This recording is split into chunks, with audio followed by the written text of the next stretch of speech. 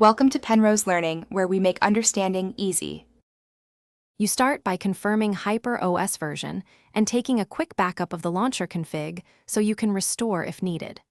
Once done, enable developer mode and a DB on the device and verify connection with the DB devices.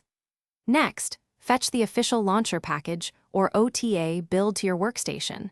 This ensures you're installing a signed, compatible artifact. You do this to avoid mismatched binaries and to keep a rollback point in case you need to revert changes quickly. You now move into the installation phase where precision matters. First, get a root shell or boot into recovery so you can write system components safely. Then push the launcher package to /tmp with a db push and run the installer, either pm install r or apply the update from recovery, so the package replaces the system launcher cleanly. Make sure to set correct permissions and ownership, and verify package signature and name to avoid conflicts with existing components.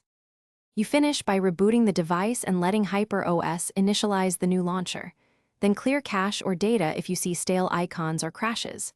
Next, validate functionality by opening apps, testing gestures, and scanning Logcat for startup errors.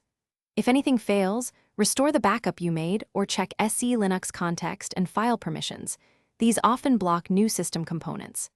As a final step, if corruption or boot loops persist, reflash the official system image to recover a clean state.